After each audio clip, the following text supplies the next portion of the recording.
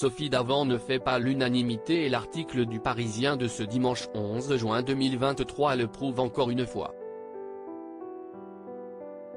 Entre les personnes très proches d'elle qui assurent qu'elle est une personne extraordinaire et les petites mains qui s'agacent de son côté hautain, les avis sont très partagés. Du côté de sa carrière, Sophie Davant n'a plus rien à prouver à personne.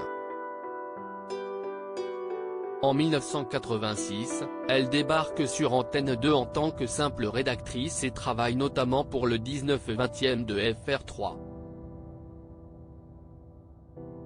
Rapidement, elle se fait une place de choix et décroche la présentation de la météo d'Antenne 2. Commence alors une carrière fulgurante.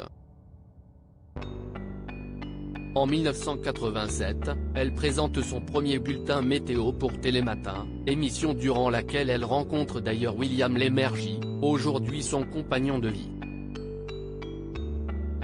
Entre 1990 et 1992, elle co-anime Fort Boyard aux côtés de Patrice Laffont et continue, en parallèle, de présenter les bulletins météo de la chaîne. Mais c'est en 2010, à l'arrestation de Jean-Luc Delarue, que sa carrière prend un tout autre tournant lorsqu'elle est choisie pour reprendre l'émission Toute une histoire dont elle reste aux commandes jusqu'en 2016. Entre le Téléthon, qu'elle anime depuis 1997, c'est au programme, Affaires conclues, qu'elle va prochainement quitter, et les différents primes de France Télévisions, la jolie blonde de 60 ans s'est forgée une solide expérience. Mais sa présence sur les plateaux ne réjouit visiblement pas tout le monde. En effet, depuis des années déjà, les rumeurs sur le mauvais caractère dont elle ferait preuve en coulisses vont bon train. Pour le Parisien, certains techniciens se sont confiés. Elle fait partie des animateurs avec lesquels j'ai détesté travailler. Il y a la face A et la face B chez elle. Dès que la caméra s'allume, elle est souriante, on dirait la bonne copine sympa. Mais dans les coulisses, elle peut être cassante. En dehors de ceux qui lui sont proches, elle échange peu, assure l'un d'entre eux. Deux salles, deux ambiances décrites comme hautaines, distantes et mal aimables avec certaines petites mains, la présentatrice n'a finalement pas si bonne réputation que ça.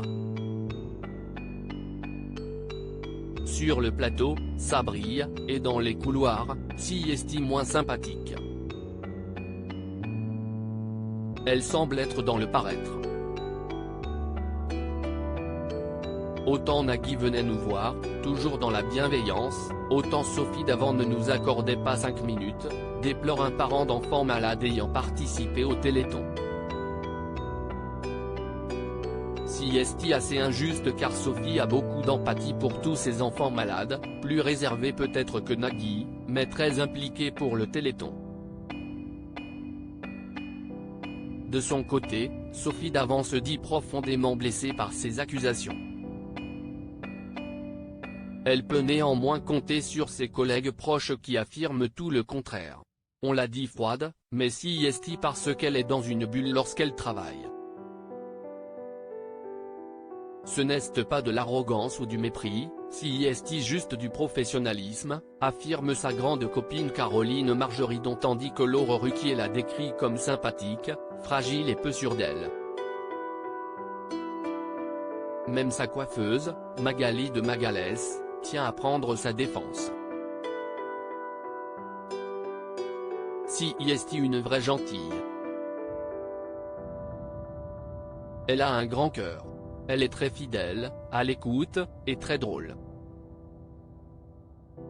Elle a beaucoup d'autodérision, ce qui est rare dans ce milieu, assure cette dernière.